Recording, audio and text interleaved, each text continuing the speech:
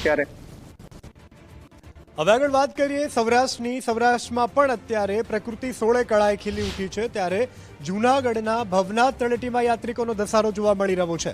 જટાશંકરના રસ્તે યાત્રિકો અટવાયા, પણ પોલીસ અને વન વિભાગ વચ્ચે અત્યારે ખેંચતાણ પણ જોવા મળી। રજૂઆત બાદ જટાશંકરનો માર્ગ ખોલાવો યાત્રિકોએ તંત્રની સામે રોષ ઠાલવ્યો।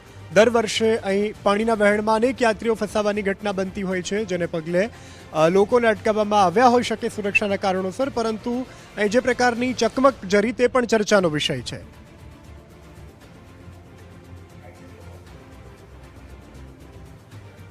અમે લોકો સવારે ત્યાં અહીંયા જટાશંકર જવા માટે આવેલા હતા, તો ત્યાં પોલીસવાળા સાહેબે અને બધા લોકોએ અમને એવું કીધું કે ઉપર જવાની મનાઈ છે, કે કલેક્ટરનો હુકમ આવ્યો છે તો બંધ થઈ ગયું છે। તો અમે લોકો અહીંથી એ લોકોને રિક્વેસ્ટ કરી કે અમે લોકોને જવા દો, અમે લોકો રાજકોટથી સ્પેશિયલ અહીંયા ઉપર જવા માટે આવ્યા છે। તો એ લોકો કીધું કે નહીં, ઉપરથી જ્યાં સુધી પરમિશન નહીં આવે ત્યાં સુધી મનાય જ છે।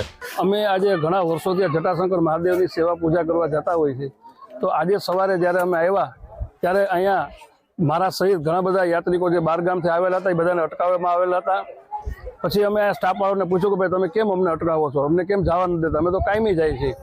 તો આ લોકોના તંત્રએ એવી સૂચના આવી કે ભાઈ અમને ઉપરથી સૂચના છે કે કોઈને પણ જવા દેવા નહીં। એટલે મેં પૂછ્યું ભાઈ તમને સૂચના કોને આપી છે? ફોરેસ્ટના અધિકારીઓ પણ હતા અને પોલીસ સ્ટાફના પણ અધિકારીઓ હતા। એટલે અમે એને પૂછ્યું કે ભાઈ કયા અધિકારી કયા ડિપાર્ટમેન્ટમાંથી ના પાડી છે? તો ભાઈ ગોળ ગોળ જવાબ આપતા હતા, પણ અંતે એવું જાણવા કે ભવનાથ પોલીસ સ્ટેશનમાંથી અમને ના પાડવામાં આવી છે। ભવનાથ તળેટીમાં આવેલ જે જૂની સીડી છે, ત્યાંથી કિનારમાં આમ તો એક અને બે સીડી છે, નવી ને જૂની। એમાં જે જૂની સીડી છે ત્યાંથી લાખો યાત્રિકો આપણે જોઈએ કે પગપાળા ત્યાંથી ઉપર દેરાસરથી માંડી અને અલગ અલગ જે ભરતવન, સીતાવન તથા જટાશંકર મહાદેવ ખાતે પોતાની માનતા તથા મંદિર ખાતે મહાદેવના દર્શનાર્થે જતા હોય છે। બહારથી મોટી માત્રામાં આપણે જોઈએ કે શનિ રવિમાં લોકો આવતા હોય છે અને પ્રકૃતિનો આનંદ પણ અત્યારે 16 કિલો એને માણવા માટે આવતા હોય છે। ત્યારે વનતંત્ર દ્વારા આપણે જોઈએ કે કોઈ પણ જાહેરનામા વગર એમને અહીં જ રોકી દેવામાં આવ્યા હતા।